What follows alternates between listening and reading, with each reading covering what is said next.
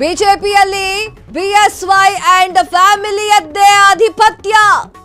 ರಾಜ್ಯ ಬಿಜೆಪಿಯಲ್ಲಿ ಈಗ ವಿಜಯೇಂದ್ರ ಸೂಪರ್ ಬಾಸ್. ಬಿಎಸ್ವೈ ಪುತ್ರನ ಕೆಣಕಿ ಕಿಕ್ಔಟ್ ಆಗಿರುವಂತಹ ಯತ್ನ. ರಾಜ್ಯ ಬಿಜೆಪಿಯಲ್ಲಿ ಈಗಲೂ ಬಿಎಸ್ವೈ ಮಾತಿಗೆ ಮಣೆ. ಬಿಎಸ್ವೈ ಪುತ್ರನ ಕೆಣಕಿದ್ರೆ ಉಳಿಗಾಲವಿಲ್ಲ ಎನ್ನುವಂತಹ ಸಂದೇಶ. ಹಲವು ವಾರ್ನಿಂಗ್ ಬಳಿಕವೂ ಮಾತು ಕೇಳದಿದ್ದಕ್ಕೆ ಉಚ್ಚಾಟನೆ.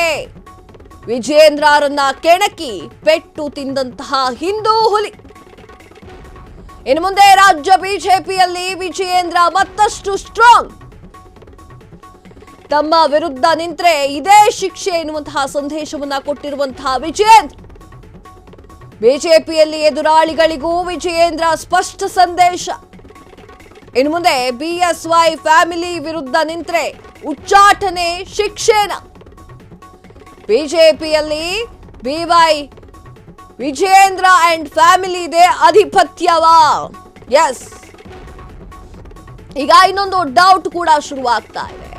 ಬಿಜೆಪಿಯಲ್ಲಿ ಬಿಎಸ್ವೈ ಅಂಡ್ ಅವರ ಫ್ಯಾಮಿಲಿಯದ್ದೇ ಆಧಿಪತ್ಯವನ್ನ ಸಾಧಿಸ್ತಾ ಇದ್ದಾರಾ? ರಾಜ್ಯ ಬಿಜೆಪಿಯಲ್ಲಿ ಈಗ ವಿಜಯೇಂದ್ರ ಅವರನ್ನ ಎದುರು ಹಾಕೊಂಡ್ರೆ ಉಳಿಗಾಲ ಇಲ್ವಾ? ಅವರೇ ಸೂಪರ್ ಬಾಸ ಎನ್ನುವಂತಹ ಪ್ರಶ್ನೆ ಚರ್ಚೆಯಾಗ್ತಾ ಇದೆ.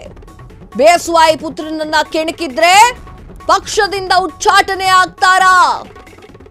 ಈಗ ಯತ್ನಾಳ್ ಅವರಾದ್ರಲ್ಲ ಹಾಗೆ ರಾಜ್ಯ ಬಿಜೆಪಿಯಲ್ಲಿ ಈಗಲೂ ಕೂಡ ಬಿಎಸ್ವೈ ಮಾತಿಗೆ ಮಣೆ ಹಾಕ್ತಾ ಇದ್ದಾರೆ.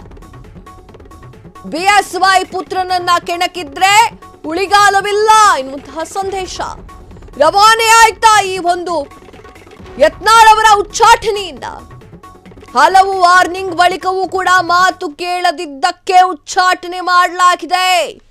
ವಿಜಯೇಂದ್ರರನ್ನ ಕೆಣಕಿದ್ರೆ ಪೆಟ್ಟು ಪಕ್ಕ ಅಂತ ಹೇಳಿ ಆ ಒಂದು ಪಕ್ಷದವರಿ ಅಲ್ಲಿರುವಂತವ್ರು ಎಲ್ರಿಗೂ ತೋರಿಸಿದ್ರ.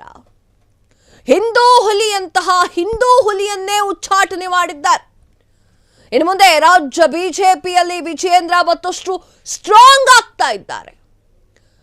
ತಮ್ಮ ವಿರುದ್ಧ ನಿಂತ್ರೆ ಇದೇ ಶಿಕ್ಷೆ ಅನ್ನುವಂತಹ ಸಂದೇಶಗಳನ್ನ ಕೊಟ್ಟಿದ್ದಾರ.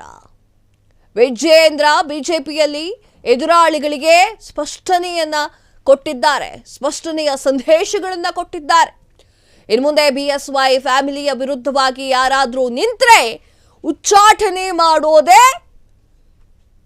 ಶಿಕ್ಷೆನಾ ಎನ್ನುವಂತಹ ಪ್ರಶ್ನೆ ಸಾರ್ವಜನಿಕ ವಲಯದಲ್ಲಿ ಶುರುವಾಗಿದೆ.